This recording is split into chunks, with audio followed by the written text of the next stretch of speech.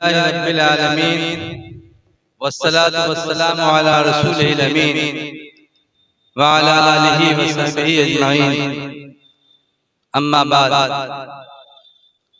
क़ाल रसूलुल्लाह सल्लल्लाहु अलैहि वसल्लम अल इल्मु नूरुन औ कमा क़ाल अलैहि सलातु वस्सलाम।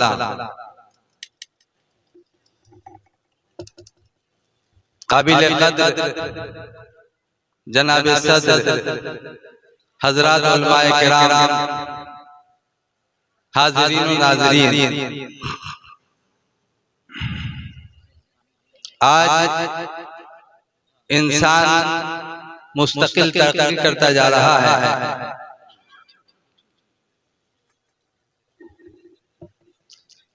और तरक्की करते हुए वो फजाओं में परिंदों की तरह उड़ने लगा है,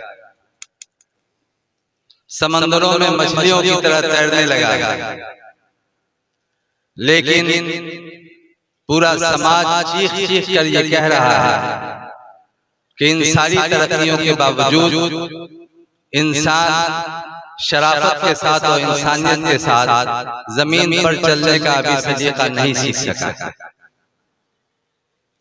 और इस जमीन पर उसे किस तरह औकात गुजारने चाहिए, बड़ों का किस तरह एहतराम होना चाहिए, छोटों पर किस तरह शफ़क़त होनी चाहिए और सिविल सोसाइटी का कैसे उसको हिस्सा बनना चाहिए, ये सलीका, ये शऊर उसको अभी नहीं आया।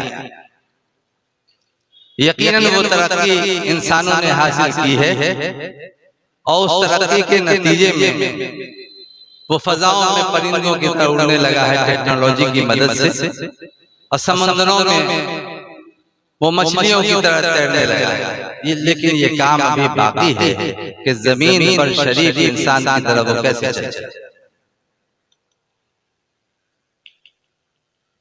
ये किताब हिदायत जिसकी हैसियत दस्तूर हयात की है, ज़ाब्ते जिंदगी की है, इसका बुनियादी मकसद यही है कि इंसान इस दुनिया में भी शराफत के साथ, संजीदगी के साथ जिंदगी गुजार सके और उसकी आखिरत भी मुनव्वर हो सके और आखिरत भी ताबनाक हो सके। गोया इस दुनिया में और उस दुनिया में तवाज़ुन करके एतदाल के साथ जिंदगी गुजारे और यही वो दुआ मांगता रहता है कि रब्बना आतिना फिद दुनिया हसना व फिल आखिरति हसना व क़िना अज़ाबन्नार। तो इस किताब हिदायत से इंसानी जिंदगी में सलीका पैदा होगा और सारे हुकूक से इंसान वाकिफ हो सकेगा।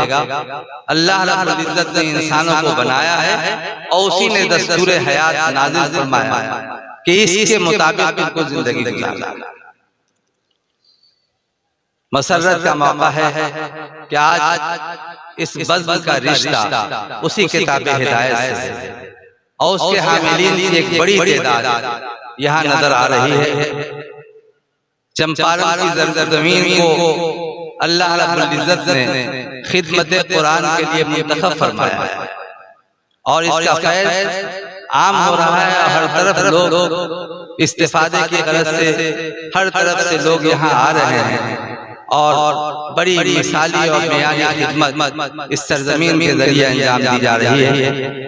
और ये इदारा तजवीदुल कुरान खैरवा तो कई लिहाज से अपनी मानवीयत और अपनी अहमियत रखता है और दूर दराज के लोग यहाँ अपने बच्चों को पढ़ाने में सादत महसूस करते हैं। मेरी ये खुशबख्ती है कि हमारे भी 3 बच्चों ने यहीं से हिस्सा लिया है और फिर यहाँ से जाने के बाद दारुल देवबंद से उनकी फरागत हुई। हज़रत मौलाना क़ारी अहमदुल्लाह साहब के दर्स में वो बच्चे रहे हैं और उनके तरबियत याफ्ता रहे। क़ारी अहमदुल्लाह साहब की अज़मत का एतराफ़ करते हुए अभी हाल में लखनऊ में उन्हें क़ारी मुश्ताक अवार्ड से नवाजा गया और उनकी खिदमत का एतराफ़ करते हुए मुल्की सतह पर उनको इस एजाज़ से नवाजा जाना एक फाले नेक है। मैं आपकी इस जलसे के स्टेज की विसादत से उनकी खिदमत में मुबारकबाद पेश करता हूँ और मदरसे के इंतजामिया को भी मुबारकबाद देता हूँ कि ये एजाज़ सिर्फ उनके लिए नहीं है, पूरे इदारे के लिए है, पूरे चंपारण के लिए और पूरे बिहार के लिए। हज़रात, मैं दो तीन बातें आपसे अर्ज करना चाहता हूँ। अज़मत कुरान और अहमियत कुरान पर अभी बहुत तफसीली गुफ्तगू हुई है। मैं आपसे दो तीन बातें अर्ज करके इजाजत चाहूँगा। एक बुनियादी बात तो ये है कि कुरान करीम जो इस सीने में महफूज है, ये सीना कायनात के खालिक की तरफ से इंतखाब किया हुआ सीना है, और ये महसूस करना चाहिए कि मिन जानिबिल्लाह इन बच्चों का इंतखाब हुआ है और इस सीने में कुरान करीम की हिफाजत हो रही है। इब्तिला और आज़माइश का दौर है, न मालूम कितने हादसात और किस तरह के हादसात आते रहते हैं। सैलाब है, तूफान है, परेशानी है। कायनात के खालिक ने ये वादा किया है कि इसको हमने नाज़िल किया और हम ही उसकी हिफाजत करेंगे। वो बेहतर जानता है कि इसकी हिफाजत को कैसे करेगा, लेकिन ज़ाहिरी तौर पर एक बात ये समझ में आती है कि इन छोटे छोटे बच्चों का के सीने का इंतखाब करके कायनात के खालिक ने अपने कलाम को वहाँ महफूज कर दिया है कि अगर किसी हादसे के मौके पर कुरान करीम का कोई नुस्खा तुम्हारी निगाह के सामने से ओझल हो जाए और न रह सके तो तुमको परेशान होने की जरूरत नहीं है। फिर लाखों नुस्खे तैयार हो जाएंगे, क्योंकि सीडी की शक्ल में कुरान करीम की हिफाजत ये सीना कर रहा है, और इस सीने का इंतखाब कायनात का खालिक करता है। कोई जरूरी नहीं है कि बादशाह का कोई बेटा होगा तो वो कुरान करीम का हाफिज होगा। हो सकता है कोई सब्जी बेचने वाला, ठेला चलाने वाला, रिक्शा चलाने वाला, उसका बेटा हाफिज हो जाए और बादशाह वक्त का बेटा हाफिज न हो, चूंकि ये इंतखाब कायनात के खालिक की तरफ से है कि किस सीने में हमारा कलाम आएगा। इसलिए मैं मुबारकबाद देता हूँ इन बच्चों को कि आपने एक बड़ी नेमत हासिल की है, और ये सारे बच्चे अल्लाह रब्बुल इज्जत की तरफ से मुंतखब हैं। ये इंतखाब अल्लाह की तरफ से हुआ है, इसलिए बड़ी अहमियत के हामिल है। अल्लाह इनको मुबारक करे, असातिज़ा को इसका अच्छा अजर अता फरमाए, मुंतज़िमीन को जो हुस्न इंतजाम के साथ इदारे को चला रहे हैं उनकी सेहत में बरकत अता फरमाए और मज़ीद तरक्कियों से नवाज़े। आपसे मैं ये बात अर्ज करना चाहता हूँ और ये कहना चाहता हूँ कि ये जो सिस्टम है, ये जो निज़ाम है, एक खास निज़ाम, तालीमी निज़ाम, मदरसे का निज़ाम, इसकी तफसील यकीनन आपके ज़हन में है, और गार्जियन भी बहुत मुबारकबाद के हकदार हैं कि वो मदरसे से जुड़े हुए हैं। मैं आपकी इजाजत से और मौजूदा तनाजुर में ये अर्ज करना चाहता हूँ कि मदरसे की जो तारीख है, मदरसे का जो निज़ाम है, जो एजुकेशन सिस्टम है, उस पर आपकी निगाहों नजर यकीनन होनी चाहिए। 1836 में लॉर्ड मैकाले ने एक निज़ाम तालीम पेश किया था। मुल्क गुलाम था और एक निज़ाम तालीम सामने आया था 1836 में लॉर्ड मैकाले की तरफ से। उस निज़ाम तालीम में उसने जो बात कही थी, ये उसने पेश किया था कि हमने इस निज़ाम तालीम को इस तरफ तरतीब दिया है कि इसको हासिल करने वाले जो अफराद होंगे, इस तालीम से जो लोग फायदा उठाएंगे, वो सूरज शबाहत के एतबार से हिंदुस्तानी होंगे, लेकिन फिक्र ख्याल के एतबार से अंग्रेज होंगे। ये हमारा हदफ है, ये हमारा निशाना है। फिर उसने ये बात कही कि इस सिस्टम ऑफ एजुकेशन को पुरकशिश बनाने के लिए हमने माश से मजबूत कर दिया है कि इकोनॉमिकल कंडीशन मजबूत होगी। जो लोग इस निज़ाम से तालीम हासिल करेंगे वो माशी तौर पर मुस्तहकम और मजबूत रहेंगे, ताकि लोग इसकी तरफ तवज्जो दें और तेजी के साथ लोग इसकी तरफ आकर के इस निज़ाम से जुड़ करके वो अपने आप को मजबूत करने की कोशिश करें और फिक्री तौर पर इनका रिश्ता अंग्रेजों से हो, और वो फिक्र ख्याल के एतबार से वही नजर आए। उस निज़ाम तालीम के हामिलीन का एक सिलसिला चला और वो बहुत आगे बढ़ा और उसने माशी तौर पर बहुत इस्तेहकाम हासिल किया। दूसरा निज़ाम तालीम हमारे बुजुर्गों ने महसूस किया कि अगर ये निज़ाम तालीम बढ़ता रहा तो फिक्री इर्तिदाद का खदशा होगा और ज़हनी तौर पर लोग मुर्तद हो जाएंगे, अपने दीन से दूर हो जाएंगे। चुनांचे 30 मई 1866 को देवबंद में दारुल का क़याम सारे अकाबिरीन के मशवरे से हुआ और सारे तनाजुर की रोशनी में हुआ। वो एक मंजरनामा ज़ोइमर का भी था, एक मंजरनामा लॉर्ड मैकाले का भी था। दूसरी सूरत हाल ये थी कि 1857 में जो मुजाहिदीन के बच्चे यतीम हो गए थे और सब लोग छोटे छोटे बच्चे 7 साल 8 साल 9 साल की मुद्दत तक पहुंच रहे थे। 1857 से 1866 के दरमियान के जो बच्चे थे उनके बाप शहीद हो गए थे। वो बच्चे छोटे छोटे समाज में थे, ईसाई मिशनरियां काम कर रही थी और उन बच्चों को लेकर के वो अपने मिशन के तौर पर इस्तेमाल करना चाहती थी और मिशनरी स्कूल में दूसरी जगहों पर ले जाना चाहती। हमारे बुजुर्गों ने महसूस किया कि इसका बाप मुजाहिद रहा है, उसने वतन की लड़ाई में अपनी जान पेश की है और शहादत उसे नसीब हुई। ये मुनासिब नहीं है और मुमकिन नहीं है कि उनके छोटे छोटे बच्चे उन्हीं के पुर्जे बन जाएं और उन्हीं के निजाम का हिस्सा बन जाएं और उनके इदारे में जाकर के फिक्री तौर पर ये इर्तिदाद के दरवाजे पर चले जाएं। इन बुजुर्गों के सामने मल्टी पर्पस कसीरुल मकासिद अजीम मकसद सामने था और कई किस्म का मंजरनामा था जिसके पेश नजर उन्होंने तय किया कि हम इदारा कायम करेंगे, इन सारे बच्चों को अपने इदारे में रखेंगे और उनके अंदर वो स्पिरिट पैदा करेंगे कि उनके बाप जिस बड़े मकसद के लिए दुनिया से गए हैं हम उनकी तरबियत करेंगे और हम उनको भिखारी बनने नहीं देंगे और दूसरे के सामने दस्ते सवाल तराज करने का मौका नहीं देंगे। हमारी गैरत के खिलाफ होगा ये इधर उधर दूसरे तालीमी इदारे में चले जाए। तो ज़ोइमर का एक नजरिया था कि मुसलमानों की आइडेंटिटी छीनी जाए, उनका तशख्खुस छीना जाए। वो 1820 से ये काम कर रहा था। लॉर्ड मैकाले ने 1836 में काम करना शुरू किया।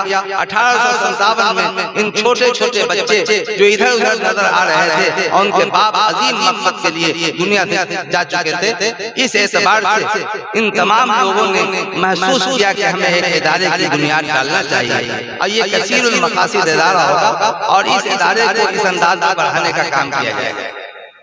चुनांचे 30 मई 1866 में उन्होंने उस इदारे की दाखिल डाली और सारे अकाबिरीन से मशवरे से उन्होंने अपने पेश नजर ये बात रखी कि यकीनन सूरज शबाहत के एतबार से यहाँ के लोग हिंदुस्तानी रहेंगे, लेकिन फिक्रो ख्याल के एतबार से हमारे यहाँ के लोग अल्लाह रब्बुल इज्जत के बंदा और सरवरे कौनैन मोहम्मद रसूलुल्लाह सल्लल्लाहु अलैहि वसल्लम के गुलाम हैं। और इस बड़े मकसद के तहत इन्होंने इस इदारे की बुनियाद डाली, वो इदारा चलाया।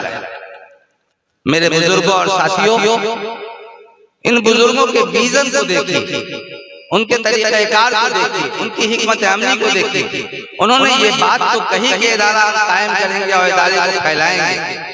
फिर उसी साल मज़ाहिर में 1886 में मज़ाहिर का क़याम अमल में आया। फिर आगे बढ़ करके 1892 में नज़्वतुल उलमा, 1894 1898 में दारुल नज़्वतुल उलमा का क़याम अमल में आया और इदारे बढ़ते गए।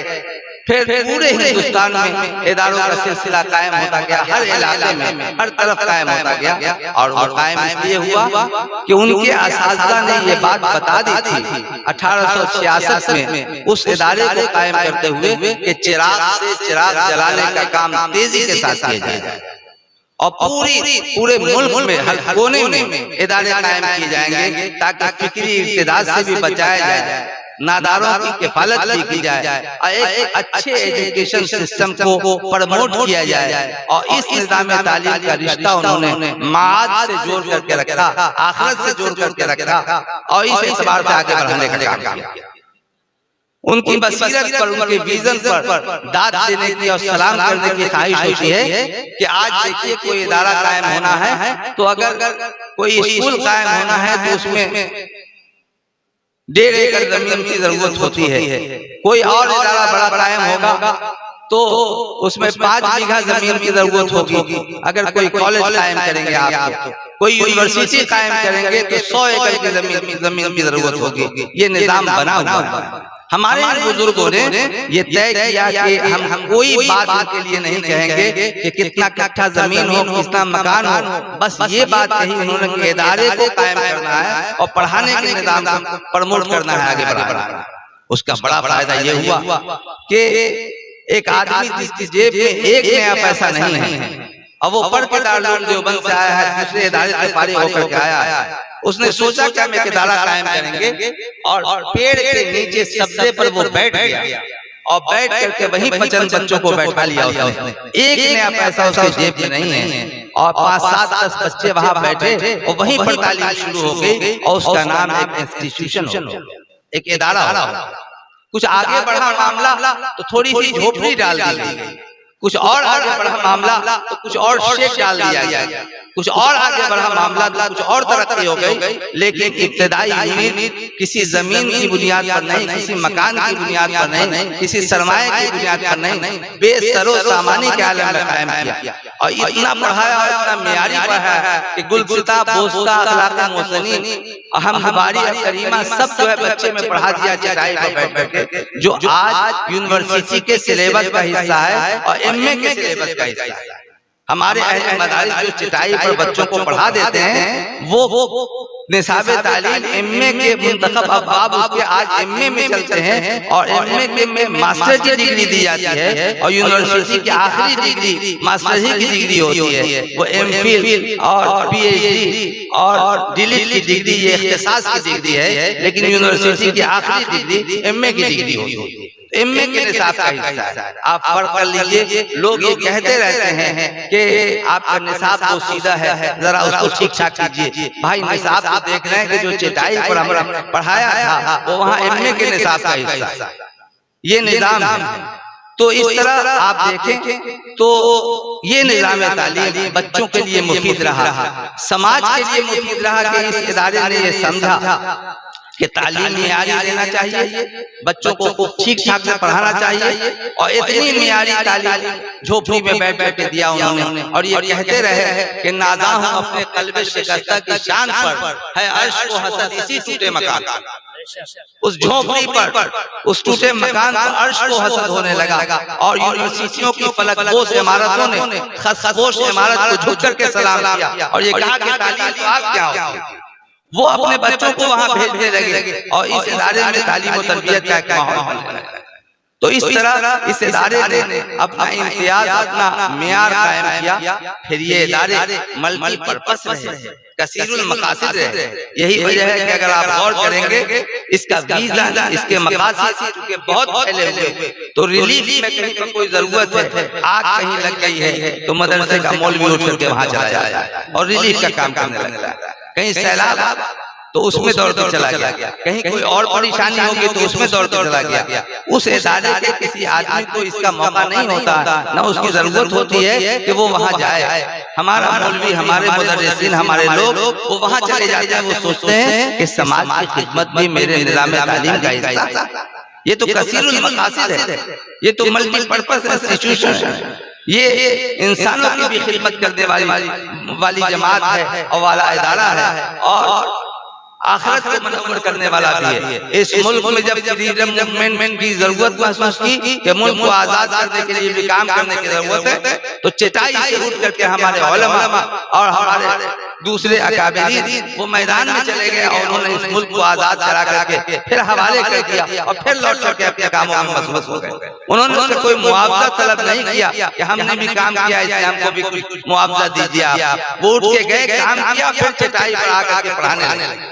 तो आप ये देखिए कि ये इदारा मल्टीपर्पस कसीरुल मकासिद और मुल्क की शरह खादगी को बढ़ाने में इस इदारे ने बड़ा काम किया।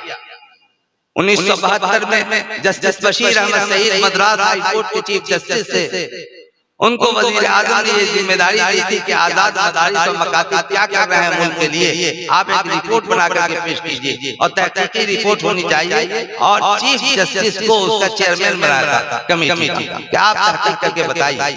उन्होंने जहां और बहुत तफसीली रिपोर्ट दी। आज इस मौके की मुनासबत से मैं सिर्फ एक बात अर्ज करना चाहता हूँ। उन्होंने ये बात कही कि मुल्क में लिटरेसी का जो परसेंटेज पाया जाता है, खादगी का जो तनासब पाया जाता है, शरह खादगी में आजाद मदारिस और मकातिब ने 14% का इजाफा किया। 14% सरकार से एक नया पैसा लिए बगैर इन मदरसों ने शरह खादगी में इजाफा किया। आप देखिए ये चाइल्ड लेबर हुकूमत के निजाम का हिस्सा है कि चाइल्ड लेबर पर कंट्रोल किया जाए और बच्चे अतफाल मजदूरी की तरफ आगे न बढ़े। छोटी छोटी उम्र के बच्चे होटलों में साफी का न लगाएं और कारखानों में वो काम करने में मसरूफ न हो। ये हमारे जो मदरसे हैं, ये मदरसे बच्चों को समाज से लेकर के आते हैं और आम तौर से खते अफलास से नीचे जो बच्चे होते हैं उन्हीं के बच्चे यहाँ पढ़ते हैं। ये छोटे छोटे बच्चे अगर यहाँ नहीं लाए जाते तो ये कारखाने की तरफ चले जाते और वहाँ काम में लग जाते। तो हमारा ये इंस्टीट्यूशन सरकार से एक नया पैसा लिए बगैर सरकार को सपोर्ट कर रहा है और चाइल्ड लेबर पर काबू पा रहे हैं ये अहले मदारिस। अगर ये बच्चे यहाँ नहीं होते तो वो कारखाने में काम करते रहते। हुकूमत की ये जिम्मेदारी थी कि 6 साल से लेकर के 14 साल के बच्चों को फ्री एजुकेशन दें। ये राइट टू एजुकेशन के तहत बच्चों का हक है। कोई गार्जियन केस कर दे हुकूमत पर कि हमारे बच्चों की तालीम का इंतजाम नहीं किया गया है तो हाई कोर्ट पनिश करेगी, हुकूमत को सजा देगी हुकूमत को कि बच्चों का इंतजाम आपने क्यों नहीं किया। ये उनका बुनियादी हक है। इस उम्र के बच्चों को अहले मदारिस दूर दराज से घेर घार करके लाते हैं और पढ़ाने का काम करते हैं। ये सपोर्ट है मुल्क, ये जिम्मेदारी थी मुल्क की 6 साल से 14 साल के बच्चों को फ्री पढ़ाया है। हमारे मदारिस सरकार को ताबून दे रहे हैं कि इन बच्चों को ला करके वो पढ़ाने का काम कर रहे हैं। तो अगर आप इस एतबार से देखें तो इनका कंट्रीब्यूशन मुल्क के लिए भी गैर मामूली है, मिल्लत के लिए भी गैर मामूली है। और सरकार जब फुर्सत के औकात में होगी और हवास में होगी तो उस वक्त इन मदरसों को वो खत लिखेगी कि आपने एक नया पैसा लिए बगैर मुल्क की खिदमत ये की है, हम आपकी अज़मत को सलाम करते हैं और आपकी खिदमत का एतराफ़ करते हैं। ये सरकार को लिखना चाहिए, ये उसकी जिम्मेदारी है कि सिविल सोसाइटी का ये हिस्सा सरकार के निजाम को एक नया पैसा लिए बगैर इस तरह सपोर्ट कर रहा है, अगर ताबून दे रहा है तो ये सब शुक्रिया के हकदार है और मुस्तहिक़ है। तो इस लिहाज से देखें कि ये निज़ाम तालीम मिल्लत के लिए भी मुफीद है और मुल्क के लिए भी मुफीद है। अभी कुछ दिनों पहले यूजीसी की रिपोर्ट आई, यूनिवर्सिटी ग्रांट्स कमीशन की। वो यूनिवर्सिटी ग्रांट्स कमीशन जो पूरे मुल्क की यूनिवर्सिटियों की फंडिंग करता है, उसको पैसे देता है, उसी के पैसे से सारी यूनिवर्सिटियां चलती हैं। उसकी रिपोर्ट आई है, उसने ये बात कही कि साहब हायर एजुकेशन में हमारा मुल्क तरक्की कर रहा है, आला तालीम में मुल्क आगे बढ़ रहा है, लेकिन मोरल वैल्यूज होता जा रहा है, अखलाकी कदरें खत्म होती जा रही है, समाज से सभ्यता संस्कृति गायब होती जा रही है, बड़े छोटे की तमीज खत्म होती जा रही है और इस तरह से हमारा मुल्क कंगाल होता जा रहा है। ये यूजीसी की रिपोर्ट, मैं ये समझता हूँ कि ये अहले मदारिस मोरल वैल्यूज के गिरते हुए ग्राफ को संभालने का काम कर रहे हैं और इनकी वजह से शराफत, इंसानियत, तौर तरीका, तहजीब समाज में पाया जाता है। हजरत मौलाना सैयद अबुल हसन अली नदवी रहमतुल्लाह अलैह से राजीव गांधी ने पूछा था कि हजरत ये बताइए कि ये आजाद मदारिस और मकातिब मुल्क में क्या कर रहे हैं, अब मुल्क के लिए क्या कंट्रीब्यूशन है। हजरत मौलाना का अपना अंदाज मुस्कुराए और मुस्कुरा करके उन्होंने जवाब दिया कि क्या इस मुल्क को शरीफ बाकिरदार आदमी की जरूरत नहीं? ये मदारिस शरीफ आदमी, बाकिरदार आदमी, ईमानदार आदमी पैदा कर रहे हैं और मैं समझता हूँ कि इस मुल्क को इसकी भी जरूरत है। तो वो खामोश है कि नहीं, ये काम तो बड़ा काम है। और आप गौर कीजिए थोड़ा सा ठहर करके, तो पहले जो तालीम याफ्ता लोग होते थे, असली तालीम के माहिरीन और तालीम याफ्ता लोग, उनके बारे में कह दिया जाता था कि ये तालीम याफ्ता है, तो वो वाकई तालीम याफ्ता होते थे। आज ये कहने की जरूरत पड़ती है कि ये तालीम याफ्ता भी है और शरीफ भी, ये तालीम याफ्ता भी है, ईमानदार भी है, ये तालीम याफ्ता है और बाकिरदार है। पहले अगर किसी तालीम याफ्ता को कह दीजिए कि बाकिरदार है तो गाली देने लगेगा, मारने लगेगा कि आपने हमको बेइज्जत किया। भाई तालीम याफ्ता है तो ये सब तो होंगे ही, लेकिन आज कहने की जरूरत पड़ती है कि ये तालीम याफ्ता है और टीचर नहीं है, वो तौर तरीके के हैं, अच्छे हैं, ये कहने की जरूरत है। इस निज़ाम तालीम में आपको ये खराबी देखने को नहीं मिलेगी। आज चले जाइए ओल्ड एज होम में, जहाँ बूढ़े पुराने लोग और माँ बाप लोगों के वहाँ आराम करते रहते हैं। सब तालीम याफ्ता लोगों के माँ बाप वहाँ हैं, बेटे कोई अमेरिका में है, कोई लंदन में है, कोई कहीं कहीं है, उसके माँ बाप ओल्ड एज होम में जिंदगी गुजार रहे हैं और वो दूसरों के सहारे अपनी जिंदगी गुजार रहे हैं। मैं बड़े एतमाद के साथ, वसूख के साथ और सर्वे की बुनियाद पर ये आपसे अर्ज कर रहा हूँ, किसी हाफिज और मौलवी के माँ बाप ओल्ड एज होम में आपको नजर नहीं आएंगे। ये आधी रोटी खुद खाएगा, आधी अपने माँ बाप को खिलाएगा, और वो बीमार होंगे तो उनके सिरहाने होगा और उनकी खिदमत करता रहेगा। आज भी मदरसे में ये तालीम दी जा रही है कि बाप जन्नत का दरवाजा है और माँ के कदमों के नीचे जन्नत। ये क्राइसिस यहाँ नहीं हुआ है, ये संभाले हुए हैं। जिस निसाब तालीम की बात की जाती है, आपको गौर करना चाहिए, देखना चाहिए कि वो कौन सा निसाब तालीम है जिसकी दावत दी जा रही है, कि उस निसाब तालीम को पढ़ करके लोगों को कुत्तों से तो मोहब्बत हो रही है, ना माँ बाप से नफरत होती जा रही है। गाड़ी में कुत्तों को बैठ करके केक खरीदने के लिए मार्केट में जा रहे हैं और उनके लिए केक ला रहे हैं। माँ बाप आहो कराह के साथ हॉस्पिटल में, ओल्ड एज होम, माँ बाप के बदन को मल करके और मैल छुड़ाने को, गस्ल दिलाने को घिन लग रही है, दिक्कत महसूस हो रही है। और कायनात के खालिक का निजाम देखिए कि माँ बाप की खिदमत से जो भागता है, कुत्ते को नहलाने धुलाने और उसकी खिदमत पर वो मामूम करता है कि इनसे तुम भागे हो तो लो इस खिदमत में तुमको मसरूफ रहो। वो कुत्तों को लेकर के बाहर टहला रहे हैं। क्यों टहला रहे हैं? ताकि कुत्ता पखाना पेशाब सबसे फारिग हो जाए तो फिर अंदर ले जाकर इसको बांध देंगे अपने। गोया एक दानिश्वर आदमी, पढ़ा लिखा आदमी, जदीद तालीम याफ्ता आदमी, एकदम मियारी किस्म का आदमी, गोया कुत्ते के बौलो बराज पर उसको लगा दिया गया है कि इस खिदमत में तुमको मामूम किया जाता है। तुम माँ बाप की अजमत का इनकार करते हो और उनसे भागते हो, तो लो इस खिदमत में तुमको मजा आ रहा है, यही करते रहो। ये तबका कहीं भी कुत्ते की खिदमत में मसरूफ नहीं है, दीन की खिदमत में मसरूफ है, माँ बाप की खिदमत में मसरूफ है, समाज की खिदमत में मसरूफ है। ये कंट्रीब्यूशन है। मैं इन हकायक की रोशनी में साफ साफ अंदाज में आपसे कहना चाहता हूँ कि नाफे जो चीज हो, नाफे जदीद और सालेह कदीम, उसको हासिल किया जाए। कोई हरज की बात नहीं है, वो जरूरी, लेकिन आप मरूदियत के शिकार नहीं।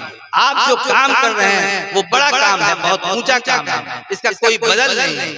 आप अगर ये काम छोड़ देंगे तो समाज से शराफत, इंसानियत खत्म हो जाएगी और समाज में एक अजीब तरह की सूरत हाल पैदा हो जाएगी।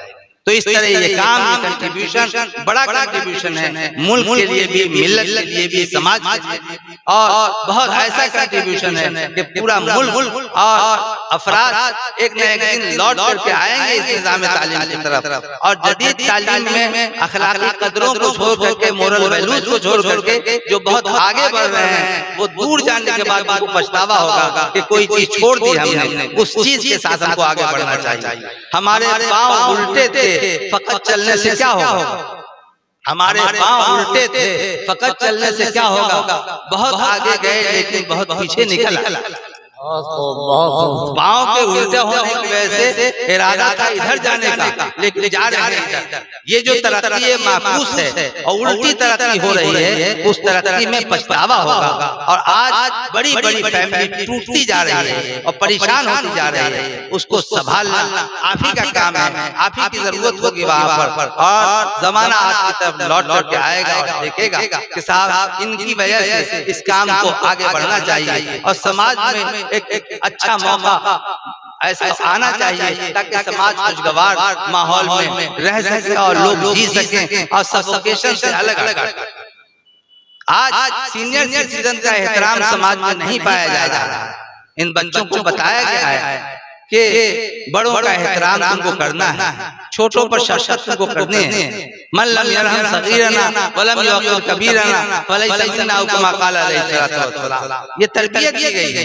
तो इस लिहाज से इस निज़ाम तालीम को मुस्तहकम करना चाहिए। मैं गार्जियन हज़रात को मुबारकबाद देता हूँ कि उनके सामने वो ऑप्शन मौजूद था, वो सिस्टम ऑफ एजुकेशन मौजूद था कि 2 साल 4 साल बच्चों को वहां पढ़ा ले और 10,000 20,000 रुपया कमा करके देने।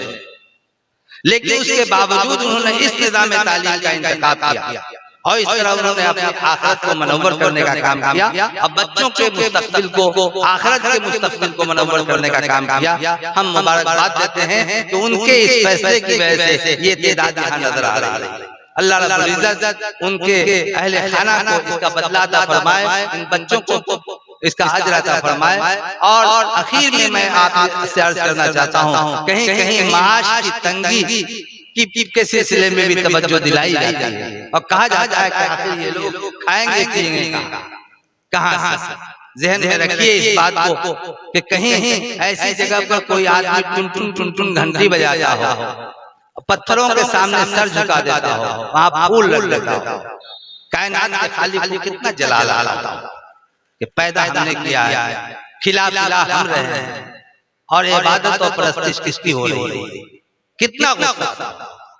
लेकिन उन घंटियों के बावजूद और ये इन तौर तरीके के अपनाने के बावजूद कायनात का खालिक को खिलाता पिलाता है और उनकी सारी जरूरतों को पूरी करता है, इसलिए कि वो उसका खालिक। तो जो आदमी और जो बच्चा सुबह से शाम तक अल्लाह रब्बुल इज्जत के कलाम ही को पढ़ता रहे, ये कैसे मुमकिन है कि उसको तो वो खिलाता पिलाता रहे और जो सुबह से शाम तक उसी का कलाम पढ़ता रहे उसको खाने पीने से महरूम कर दे और रोजी में तंगी हो जाए। तो ये हमारे ईमान और अकीदे का फसाद तो हो सकता है, ये वाकया नहीं। कायनात का खालिक इनको देखेगा, इनकी तरक्की और इनको उस मकाम पर ले जाएगा और उनको मकाम महबूबियत पर डाल देगा और इस तरह से तरक्की करते रहेंगे, आगे बढ़ते रहेंगे। हमारे ये अहले मदारिस और मुदर्रिसीन जो मुतकिफ होकर के बच्चों को पढ़ाते हैं और 24 घंटे निगरानी करते हैं, मैं आवाम से ये अर्ज करना चाहता हूँ और कहना चाहता हूँ और बगैर किसी तरद्दुद के कहना चाहता हूँ, साफ साफ कहना चाहता हूँ कि वो इनकी कदर करें और इस बात को समझें कि ये तहजीबी और मजहबी सफीर है और ये बहुत मेहनत के साथ बच्चों को पढ़ाने लिखाने का काम कर रहे हैं। नहीं तो अगर ये चले गए तिजारत की मंडी पे और पैसा कमाने के लिए निकल गए तो इनके पास भी हुनर है और ये पैसा कमा सकते हैं। आपका बेटा अगर नाखादा गैर तालीम याफ्ता बच्चा 3,000 4,000 और 3 लाख 4 लाख रुपया महीने में कमा सकता है, तो ये हमारे असातिज़ा अगर चले गए और तिजारत करना शुरू किया इन्होंने तो 5 लाख 7 लाख रुपया महीना कमाए, इसलिए कि उनके पास बेइंतहा सलाहियत है, मकाम महबूबियत है, उनके जेब में जो की शीशी होती है उसको निकाल कर बढ़ाया तो कितनी मोहब्बत की तरह मुतवज्जो हो जाती है, ये सारा हुनर हो जाता है। लेकिन इनका कहना है कि कुछ समझकर ही हुआ हूँ मौजे दरिया का हरीफ, कुछ समझकर ही हुआ हूँ मौजे दरिया का हरीफ, वरना मैं भी जानता हूँ आफियत साहिब। उनको मालूम है कि कहाँ हमारी राहत का सामान है, लेकिन यहाँ मुतकिफ होकर के बैठे हैं इन बच्चों को बढ़ाने के लिए।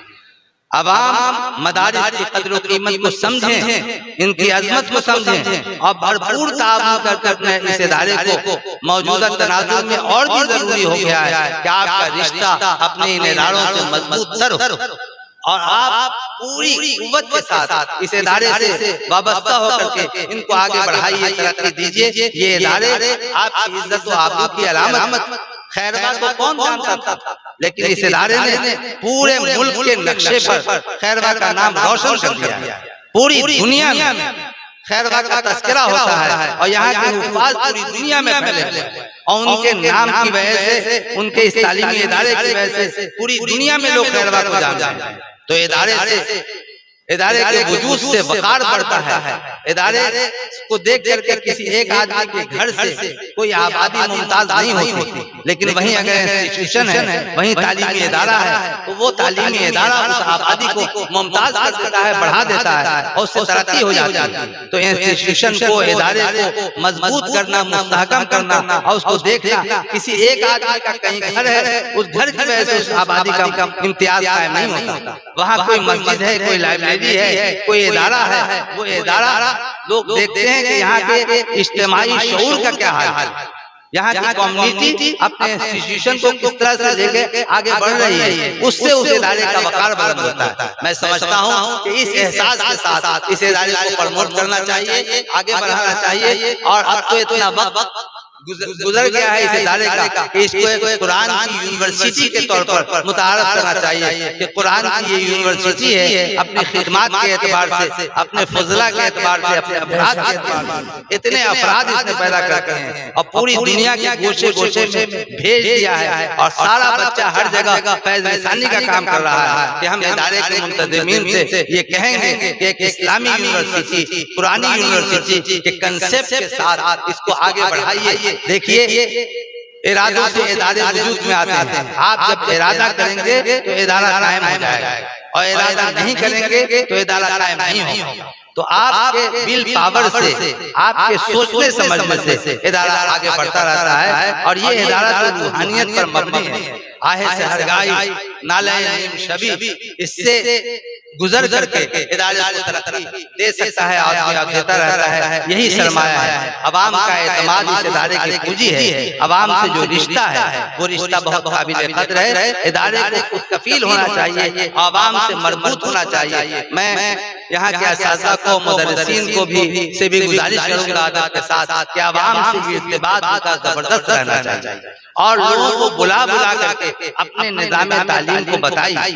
मैं कहा करता हूँ आमतौर से कि जो नूरानी कायदा पढ़ाते हैं, जलसे में भी आधे घंटे का वो पढ़ा दिया गया, ताकि अवाम ये समझ सके। वो ये समझते हैं आपको कि ये अली पढ़ाते हैं, लेकिन जब वो आप पढ़ाएंगे आधे घंटे और कहेंगे कि यहाँ से निकालो और इसका मखरज यहाँ से, और जबान को अब यहाँ सटाओ, यहाँ सटाओ, यहाँ से ये आवाज निकलेगी और यहाँ से निकलेगी, तो वो गार्जियन बेहोश हो जाएंगे कि इतनी मेहनत से पढ़ाना पड़ता है। लेकिन गार्जियन को जब भी बुलाइएगा एम्बुलेंस का इंतजाम जरूर रखिएगा और फर्स्ट एड का इंतजाम रखिएगा, इसलिए उन पर बेहोशी की कैफियत तारीफ हो सकती है कि इतनी मेहनत से और इतनी आवाज निकाल करके और इस कदर मेहनत के साथ आप पढ़ाते हैं बच्चों को, तो उनका एतमाद और बढ़ेगा और समझेंगे वो कि बड़ी मेहनत का काम है। हजरात, ये मौका इसका नहीं है कि मैं आपकी कुव्वत बर्दाश्त का ज्यादा इम्तिहान लूं, और मेरे लिए मुनासिब ये है कि मैं अपनी बात को यहीं पर खत्म करूं। मैंने इशारे की ज़बान में आपसे बात की है इस उम्मीद के साथ कि ये अहले नज़र का मजमा है और इशारे को आपने समझा होगा। यूं तो एक बात अधूरी सी कही है मैंने, आप समझे तो मुकम्मल है गुजारिश मेरी। तो इस तनाजुर में हमको और आपको अपनी जिम्मेदारियों को महसूस करना चाहिए। आज बदी मुनज़्ज़म है, नेकी में इंतशार क्यों? आज बदी मुनज़्ज़म है, नेकी में इंतशार क्यों है? ये एक सवाल है, इस सवाल का जवाब तलाशना चाहिए। अपनी सफ़ों में इत्तेहाद पैदा कीजिए, आगे बढ़ने का हौसला रखिए और गले से गले मिल करके काम को आगे बढ़ाइए और चिराग जलाने के सिलसिले को रोक के नहीं, इसको बढ़ाते जाइए। वाखिर दावाना अनिल हम्दुलिल्लाहि रब्बिल आलमीन। माशाअल्लाह।